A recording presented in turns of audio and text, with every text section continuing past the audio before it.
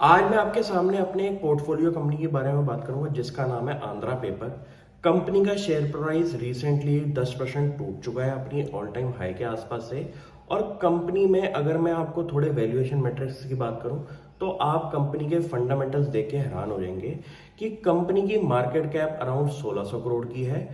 Company का profit after tax इस साल का 522 करोड़ का है। और कंपनी की अगर बैलेंस शीट को आप ढंग से स्टडी करें तो उसमें आपको ये पता चलेगा कि कंपनी के इन्वेस्टमेंट पोर्टफोलियो जो है वो अराउंड 800 करोड़ का खड़ा हो चुका है।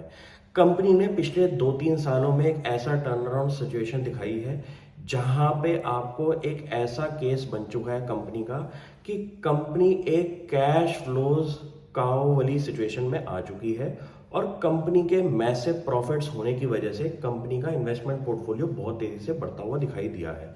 ये एक ऐसा बिजनेस केस है जहां पे मैन्युफैक्चरिंग कैपेसिटी अगर इंडिया की बढ़ रही है तो उसमें से आपको ऐसी कंपनीज आइडेंटिफाई करनी पड़ेगी जहां पे रिस्क रिवॉर्ड की रेशियो जो है वो अच्छी खासी हो। और उन कंपनीज में आपको इन्वेस्टमेंट करनी है जहां पे आपको एक सेफ्टी ऑफ रिटर्न भी दिखाई दे। अब कंपनी के केपेक्स प्लान की अगर मैं बात करूं तो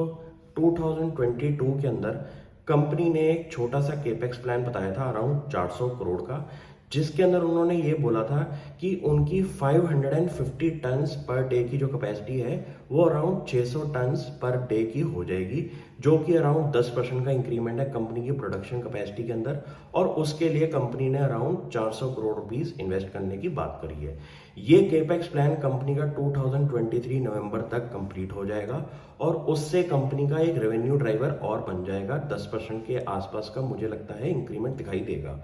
इन चीजों की वजह से इतना आपको पता चल जाएगा कि कंपनीज जो कैश फ्लोज में काम कर रही हैं उनके लिए केपेक्स करना काफी आसान होता है, क्योंकि उनको डेट की requirement as a whole business नहीं रहती और वो अपना धीरे धीरे कैश जनरेट करके अपनी प्रोडक्शन कैपेसिटीज इंक्रीज करते रहते हैं। ये एक परफेक्ट केस सिनेरियो है ऐसी कंपनीज को आइडेंटिफाई करने का जहां पे आपको आज की डेट में अच्छे प्राइस रियलाइजेशन मिल रहे हो, कंपनीज के प्रॉफिट मार्जिन बड़े अच्छे हो। जिस केस में आपने जो आंध्रा पेपर की वैल्यूएशन आपने नोटिस करी होगी कि 500 करोड़ के आसपास का कंपनी का प्रॉफिट आफ्टर टैक्स है, कंपनी का मार्केट कैप सिर्फ 1600 करोड़ की है। मैं ये कह सकता हूं कि इसको आगे मेंटेन करना मुश्किल होगा, क्योंकि कमोडिटी बिजनेस जो कि पेपर इंडस्ट्री होती है उसके अंदर अगर प्राइस रियलाइजेशन कंपनी को गोइंग फॉरवर्ड सही नहीं मिली तो कंपनी के प्रॉफिट आफ्टर टैक्स कम होते हुए दिखाई देंगे। यही एक रीजन है कि इंडस्ट्री के एक्सपर्ट्स इस इंडस्ट्री के अंदर थोड़ा सा नेगेटिव व्यू रख रहे हैं कि उनको ये लगता है कि कंपनी के प्राइस रियलाइजेशन अराउंड 30% 35% के जो मार्जिन कंपनी के बिड्डा के बन रहे हैं वो एक पीक रेंज पे आ चुके हैं और इसमें अब एक गिरावट की गुंजाइश बनेगी। मुझे इस एस्पेक्ट से भी इस कंपनी को स्टडी करना है, क्योंकि कभी कभी क्या होता है कि अच्छी वैल्यूएशन पे अगर कंपनी आपको मिल रही है तो आप अपने आप से ये क्वेश्चन करेंगे कि ये नंबर सिर्फ आपको क्यों दिखाई दे रहा है, बाकी फंड मैनेजर्स इस पे नजर क्यों नहीं बना रहे। उनके दिमाग के भी एस्पेक्ट आपको समझने पड़ेंगे कि ये एक इंडस्ट्री हमारी साइक्लिकल नेचर की है और इसके अंदर अगर आप अप साइकिल के अंदर कंपनी में इन्वेस्टमेंट करेंगे तो आप हमेशा पैसा गवाएंगे ही। क्योंकि कभी कभी क्या होता है कि आपको ये तो दिखाई देगा कि कंपनी ने रिकॉर्ड प्रॉफिट्स बनाए हैं और कंपनी आगे भी सेम प्रॉफिटेबिलिटी पे काम करती रहेगी, लेकिन प्राइस रियलाइजेशन ना होने की वजह से कंपनी के प्रॉफिट आफ्टर टैक्स गिरते हुए दिखाई दे सकते हैं। ऐसे केसेस के अंदर आपका सबसे ज़्यादा रिस्क रिवॉर्ड होना चाहिए और ऐसी कंपनीज को आपको पकड़ना चाहिए जो कि अराउंड 10-12% का एबिटा मार्जिन कर रहे थे और एक एक्सपेक्टेशन है कि ये 10-12% का जो एबिटा मार्जिन है 20-25 पे आ जाएगा। वहां पे अप साइकिल आपको कंपनी के शेयर प्राइस में बहुत तेजी से दिखता है, लेकिन अगर कंपनी ऑलरेडी अपनी ऑल टाइम हाई के मार्जिन पे आ चुकी है तो वहां पे आपको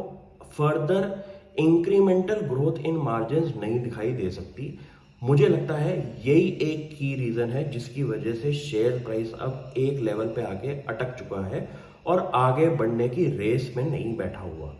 ऐसे एनालिसिस करने भी बहुत जरूरी हैं, क्योंकि आपको ये हो सकता है कि एक on the face of it जो नंबर्स दिख रहे हैं उनकी वजह से आप इन्वेस्टमेंट कर दें, लेकिन इंडस्ट्री साइक्लिकल होने की वजह से वो नंबर्स आगे जाके गोइंग फॉरवर्ड आपको नया दिखाई दे, और उस केस में आपका शेयर प्राइस के अंदर गिरावट जरूर होगी। क्योंकि अगर सेम लेवल के मार्जिन नहीं बनेंगे तो कंपनी का शेयर प्राइस जरूर टूटेगा, और हिस्ट्री यही कहती है साइक्लिकल बिजनेस से। तो ऐसे कॉशन में भी आप काम करें, क्योंकि शेयर बाजार के अंदर अगर कोई बंदा 10-12 साल से काम कर रहा है तो उसने हर टाइप के साइकिल देखे हैं, उसको हर टाइप के इंडस्ट्री के मार्जिन्स पता हैं कि इस लेवल पे आके अब एक डाउन ट्रेंड आता है, और उस डाउन ट्रेंड के अंदर शेयर प्राइस आपके 10 क्या 15, 20, 30% भी टूट सकते हैं। ऐसे केसेस भी अपने पास आइडेंटिफाई करके रखें और ऐसे कॉशन के साथ मार्केट में एंट्री लें। Thank you.